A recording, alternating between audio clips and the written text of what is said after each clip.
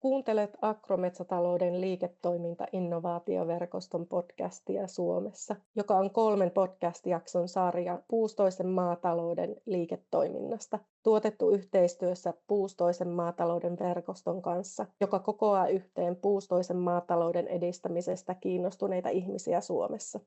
Olen Tanja Kähkönen, podcast-hostinne tänään, innovaatiovälittäjä Agrometsätalouden liiketoiminta-innovaatioverkostossa ja nuorempi tutkija Euroopan metsäinstituutissa. Tämän päivän podcastissa keskustelemme Liina Leivonmaan kanssa hänen kokemuksistaan puustoiseen maatalouteen liittyen. Liina on nuori viljelijä ja maatalouden opettaja, joka harjoittaa puustoista maataloutta omalla tilallaan ja myös opettaa sitä tuleville viljelijöille ja käytännön maatalouden asiantuntijoille. Tervetuloa, Liina. Joo, kiitos. On mukava, että olet kanssamme täällä tänään ja että voimme kuulla sinun kokemuksistasi puustoiseen maatalouteen liittyen. Sinulla on varmasti paljon kerrottavaa. Joo, tosi mielenkiintoinen aihe ja mahtavaa, että sitä tuodaan vähän nyt esille. Olet siis harjoittanut maanviljelyä jo useamman vuoden. Kertoisitko tarkemmin, miten sinusta tuli viljelijä? Joo, tämä onkin hyvä kysymys. Tähän voisi selittää paljon asiaa, mutta koitan järkevästi jäsennellä tämän. Mä oon tosiaan nyt 28-vuotias ja pari vuotta sitten tehtiin isän kanssa virallinen toi sukupolvenvaihdos. Sitä ennen on meidän tilaa tässä Vakka-Suomen alueella Mynämäellä. Sitten jo sanotaanko, että 15-vuotiaasta alkaen on ollut isän kanssa jo vahvasti tehnyt töitä ja viime vuodet sitten vähän enemmän ottanut vastuuta silloin vieläkin, kun ei ollut omilla nimillä. Meillä on tosiaan kasvinviljelytila. Ei ole pinta-alat semmoiset monta sataa hehtaaria, eli meillä on semmoinen 50 hehtaaria peltoa ja 25 hehtaaria metsää siinä sitten. Ja miten mä sitten päätyisin tähän viljelijäuralle, niin lähti siitä, että jossain vaiheessa tietty ehkä nuoruutta oli semmoinen ajatus, että en ikinä viljellyt peltoa, mutta jollain tavalla se veri sitten vaan veti sinne. Ja heti oikeastaan yläasteen jälkeen mä lähdin sitten tonne ammattivisto Liviaan opiskelemaan ton maatalousalan perustutkinnon ja siitä jatkoin sitten vielä yliopistoon, niin musta tuli sitten agronomi. Sitten oikeastaan kun oli opiskellut saanut purkiin, niin siitä sitten tehtiin viralliseksi se sukupolvenvaihdoskin ja nyt sitten viljellyt jo itse noita meidän peltoja sillä lailla. Päätyisin viljelijäksi. Hienoa, tosi mielenkiintoinen tarina ja tosi nuorena olet lähtenyt viljelijäksi. Joo, mutta perinteiseen tapaan sukupolvelta toiselle. Toi meidän tila nyt on sitten 3 sukupolvessa ollut. Se on jo pitkä aika. Entäs minkälaiset asiat ovat sinulle tärkeitä viljelijänä tehdessäsi viljelyyn liittyviä valintoja? Tästä huomaa välillä itsekin, että nyt tekee vaan sitä samaa, mitä toi edellinen sukupolvi on tehnyt. Et yritän pitää tärkeänä arvovalintana sitä, että pystyisi kuitenkin tuottamaan kotimaista ruokaa ihan siellä omalla tilalla ja tehdä se kestävästi ja luonnon monimuotoisuutta kunnioittaen. Ja toisaalta myös jollain tavalla edes kannattavaa se toiminta. Et se semmoinen talkoilla viljely, niin se on ehkä tänä päivänä aika monella se juttu, että on pakko tavallaan olla jossain muualla töissä, että pystyy viljelemään. Ja valitettavasti mullakin on siis sellainen tilanne. Mutta jos viljelypäätöksiä miettii, niin pyrin siellä pitämään järkevää kiertoa tilalla ensinnäkin, että en monokulttuurisesti tuota noita viljelykasveja. Ja toisaalta omat unelmat ehkä liittyy vähän johonkin muuhun kuin siihen viljanviljelyyn tuolla tilalla. Eli mä haluaisin yhdistää puuvartisia kasveja tuonne viljelyyn enemmän. Eli meillä on nyt perinteinen tämmöinen tila. Meillä on siellä viljakasveja ollut, eli vaikka vehnää ja kauraa. Ja lisäksi sitten sokerijuurikas on kuulunut pitkään sinne meidän kiertoon ja nykyään mä oon taas sitten pakasteherneen sopimustuottaja Apetitille. Ja isäni on aikanaan ollut myös silloin, kun 2000-luvulla lännen tehtaat on viljelyttänyt tuossa meidän alueella, niin hän on ollut myös herneviljely. Tässä todellakin tuntuu, että on jatkanut tätä edellisen sukupolven näkemyksiä, mutta yritän nyt pikkuhiljaa alkaa viemään sitä tilan tuotantosuuntaa tonne enemmän sinne omien kiinnostuksen kohteiden luokse. Kertoisitko sitten tarkemmin, mainitsit puuvartiset kasvit ja miten olet niistä kiinnostunut ja miten kuvailisit hetkeä, jolloin kiinnostuit puuvartisten kasvien liittämisestä viljelyyn ja ylipäätänsä milloin kiinnostuit puustoisesta maataloudesta? Tähän mulla itse asiassa onkin, mä muistan ihan hetken, jolloin mä aloin vähän hiffaamaan tätä luonnon monimuotoisuusajatustakin ja että minkä takia siinä olisi jotain järkeä, että me ei vaan viljellä vehnää monona yhdellä lohkolla. Mä olin silloin yliopistossa ja varmaan olisiko jotain kandivaiheen ekologian kursseja siellä käytiin läpi ja sitten me näytettiin semmoinen kuva siinä kuvassa oli 3 eri maatalousympäristöä ja sitten siitä, että millainen niin kuin eliöstö siellä maatalousalueella elää. Se alin kuva oli tämmöinen, mitä esimerkiksi täällä meillä Vakka-Suomen alueella on paljon, eli viljapellon vieressä, ihan suorat ojat, kaivettu, ei mitään puustoa. Ja siellä oli sitten se eläinlajisto, mitä siellä elää, niin saattoi siellä olla joku pupu ja joku kauris, muutama hyönteinen, mutta aika rajallinen määrä. Seuraavassa kuvassa sinne oli vähän lisätty puustoa, peltojen reunalla saattoi olla pajukkoa ja vähän isompiakin puita, ja sitten se oja esimerkiksi peltojen välissä ei ollutkaan just kaivettu, vaan että se oli ehkä vähän, no ensinnäkin heinittynyt ja toiseksi ei mennyt ihan suoraan, vaan se vähän kiemurteli. Ja sitten se eläinlajisto oli moninkertaistunut siellä. Ja sitten tämä 3. kuva, mikä oli sitten jo vähän enemmän sitä entistä aikaa, kun ei ollut niin isoja peltoja, vaan oli sarkaojia ja muuta. Ja sitten oli puustoa paljon ja sitten saattoi olla vähän niin kuin 2 tason uomaakin. Sitten se oli jo niin kuin todella iso määrä siihen alkutilanteeseen, se eliömäärä. Ja se on ollut mulle sellainen, niin kuin, että okei, että tämmöistäkään ei ole kyllä tullut ajateltua, että miten niin kuin omat viljelytoimet vaikuttaa tähän ympäristöön ylipäätään. Se oli ehkä semmoinen oivallus mulla, että ehkä niillä omilla valinnoillakin pystyy vaikuttamaan, ei ehkä niin kuin globaalisti isosti, mutta omalla elinympäristöllä siinä, missä toimii. Sen jälkeen sitten ehkä aloin muutenkin kiinnostumaan niin kuin puuvartisista kasveista, mitä kaikkea voisi viljellä. Meilläkin tosiaan on vain 1-vuotisia ollut. No sitten mä tein kandintyöni, tein niin kuin viiniköynnösten viljelemisestä pohjoisen ilmastoalueella ja sitten gradun tein tuosta pähkinöiden viljelystä, hasselpähkinän viljelystä. Niin sitä kautta pääsin tänne niin kuin puuvartisten monivuotisten kasvien maailmaan, perehtyin niihin asioihin vähän suuremmin ja pähkinät monesti yhdistetäänkin ehkä tämmöisen niin kuin puustoisen maatalouteen sopivaksi, mutta sitä kautta ehkä lähti se kiinnostus itsellä sitten noihin puuvartisiin, että omilla valinnoilla on väliä.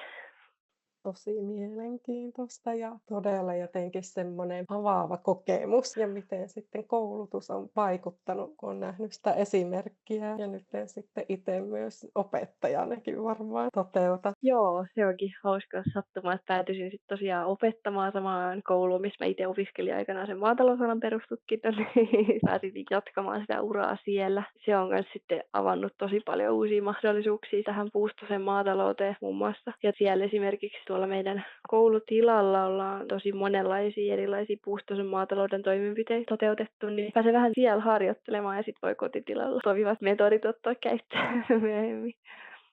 Hyvät puolet molemmista paikoista. Seuraavaksi kertoisitko tarkemmin suhteestasi puustoiseen maatalouteen nuorena viljelijä ja mitä puustoisen maatalouden harjoittaminen antaa sinulle henkilökohtaisella tasolla? Puustoinen maatalous jotenkin tuntuu semmoiselta tosi lähestyttävältä, järkevältä tavalla tuottaa ruokaa, esimerkiksi viljelijän näkökulmasta. Että onko se eettisesti tai ekologisesti oikein, että käytetään sitä maata sellaisena kasvualustana, otetaan kaikki irti vaan vuodesta toiseen ja sillä lailla, että pystyttäisikö me jotenkin kokonaisvaltaisemmin ajattelemaan sitä viljelyä, niin se niin kuin kiinnostaa tosi kovasti.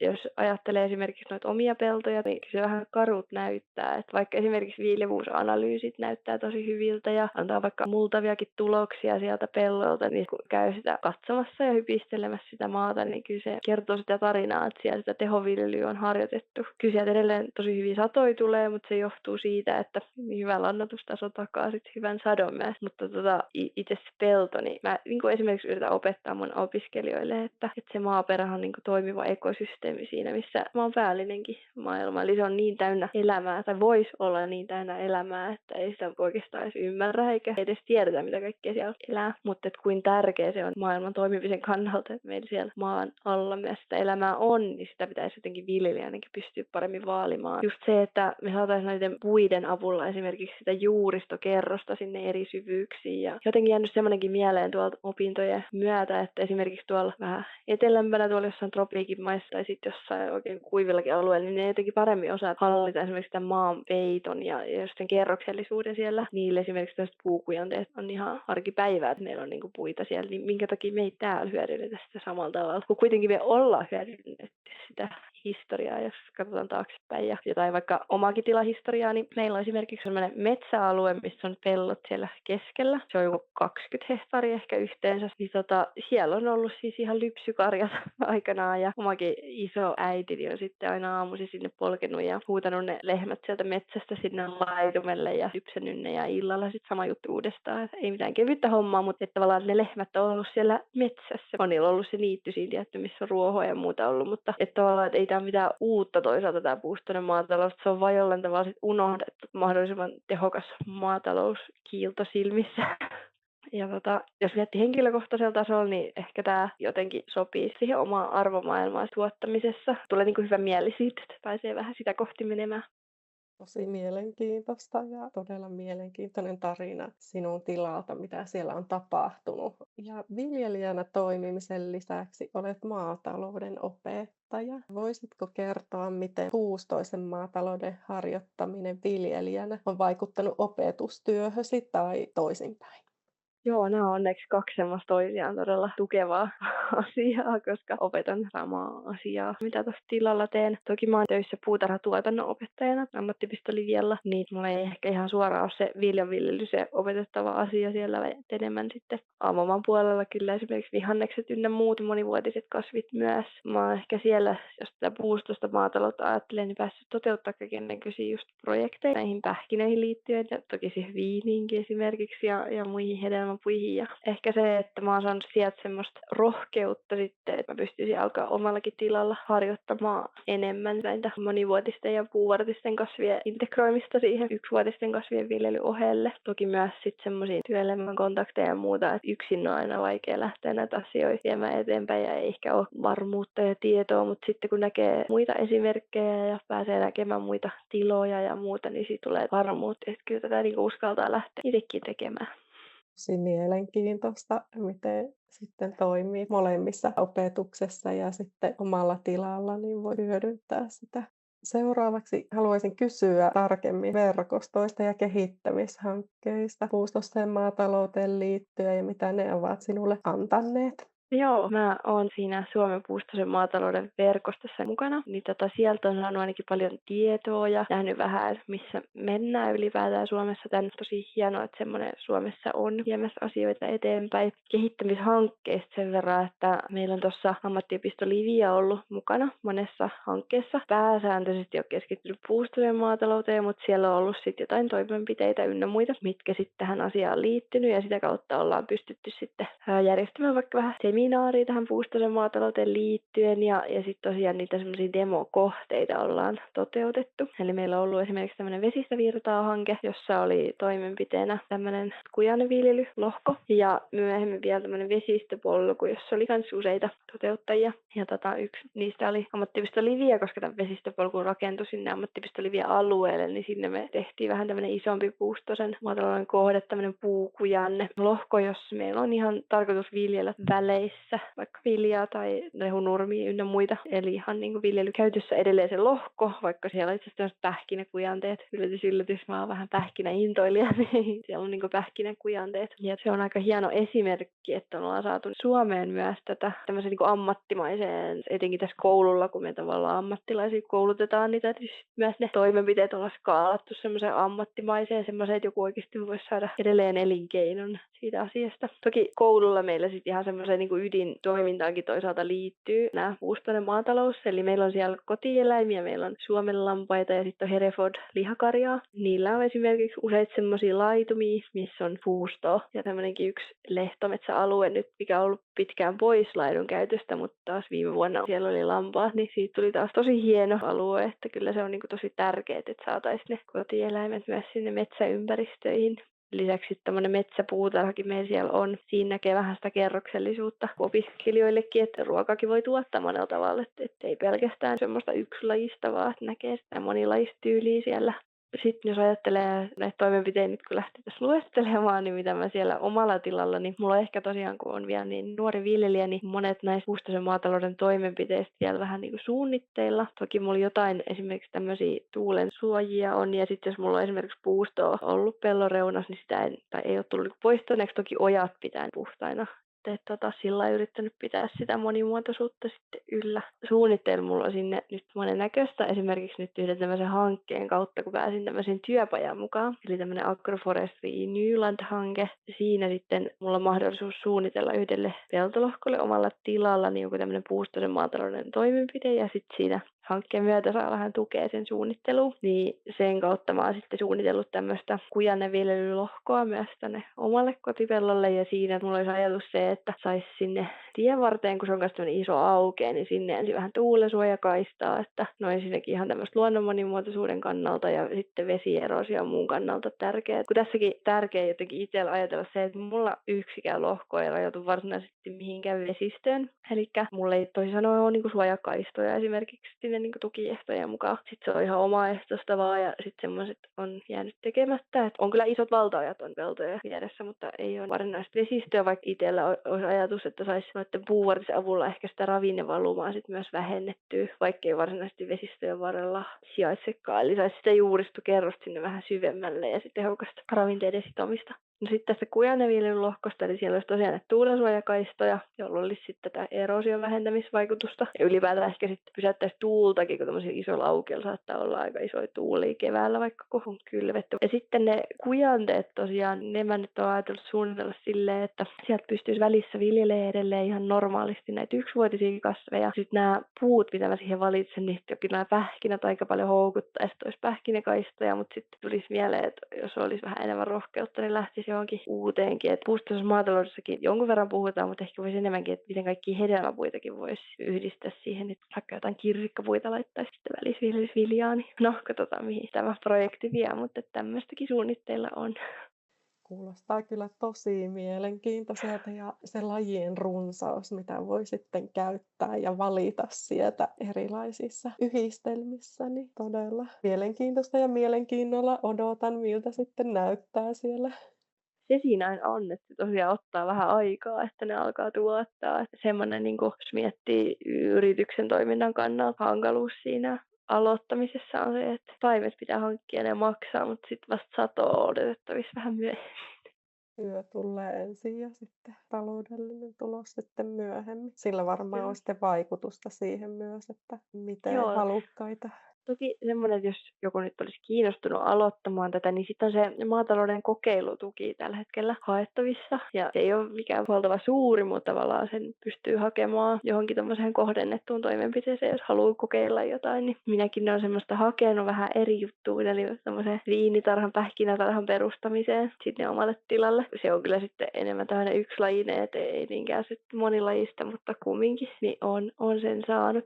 Se on kyllä tosi hyvä mahdollisuus siihen, että pystyy hajauttamaan sitä riskiä, että pystyy vaikka ne taimet hankkimaan sit sillä rahalla. Niin. Tosi mielenkiintoinen vinkki myös kuulijoille, niin voivat tutustua. Ja kiva, että on saatavilla kokeilemiseen myös. Mennään sitten seuraavaan kysymykseen, niin voisitko kertoa merkittävimmästä havainnostasi puustoisen maatalouteen liittyen liiketoiminnan kannalta tarkasteltuna?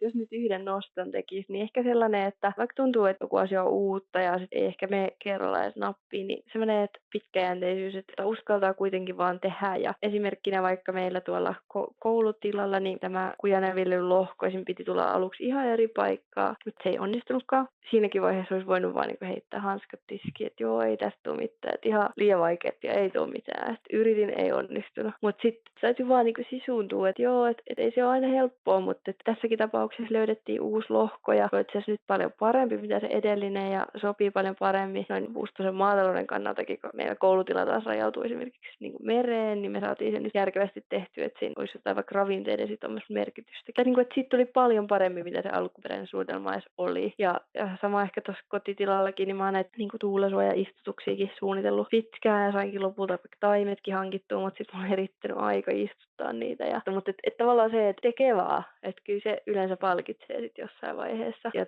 taloudellistakin riskiä voi joutua ottamaan, mutta et jos sä oot hyvin suunnitellut sen ja uskot siihen asiaan ja jos sä teet sitä hommaa niin kuin sydämellä, niin yleensä se kantaa hedelmää. Että sitten jos pakotettuna alkaa jotain tekee, niin se maistuu vähän niin kuin työltä, niin sitten se ei välttämättä ole niin hyvä. Mutta esimerkiksi tämä puustoinen maatalous, niin tämä on ehkä semmoista tuotantoa, mitä meidän kaikkien pitäisi enemmän ajatella, että miten me voidaan yhdistää sitä tuohon tavalliseen toimintaan, niin pitää vaan uskaltaa.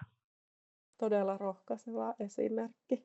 Ja tähän liittyen haluaisinkin kysyä, että mitä tämä havaintosi kertoo sinun mielestäsi puustoisen maatalouden tulevaisuudesta Suomessa? Mun mielestä sillä ihan valoisalta näyttää, että mä en ole yksin tämän asian kanssa, että rohkeita alkaa nousta koko ajan lisää ja mäkään en ole sieltä niin rohkeimmasta päästä missään nimessä. Mullakin aina kestää se, että uskaltaa tarttua niihin omiin näkemyksiin ja muuta, niin porukalla toisten esimerkkeillä ja omalla tekemisellä niin kyllä päästään eteenpäin. Ei se tarvitse olla mitään isoa se tekeminen esimerkiksi. Pienilläkin toimenpiteillä on väliä niin kuin paikallisesti. Todella rohkaisevaa, että pienetkin toimenpiteet, niin niillä on merkitystä. Ollaan tulossa loppua kohti. Loppuyhteenvetona tiivistääkseni, mitä ollaan tässä kuultu. Puustoisella maataloudella voi olla kasvava rooli maatalouden monimuotoistumisessa, liiketoimintamahdollisuuksissa viljelijöille ja ylipäätänsä maatalouden uudistumisessa. Kaiken kokemuksesi valossa, mikä on viesti, jonka haluat jättää kuulijoillemme tänään? Mä haluaisin, että viljelijät, kuulijat, kaikki miettis näitä asioita enemmän omilla aivoilla, että miten niin kuin maataloutta kannattaa harjoittaa. Olisi mahtavaa, että saataisiin enemmän integroitua puita ja kerroksellista viljelyä tuohon niin tavanomaiseen tuotantoon. Mahtavaa. Liina, kiitos paljon, että olit kanssamme täällä tänään. Kiitos, oli tosi kiva olla. Kaikille kuuntelijoillemme kiitos, että kuuntelitte tämän jakson alusta loppuun. Toivomme, että pidit tästä jaksosta ja jos pidit, jätäthän meille arvostelun. Jaa tämä jakso myös muiden kanssa, joita aihe saattaa kiinnostaa. Nähdään ensi kerralla.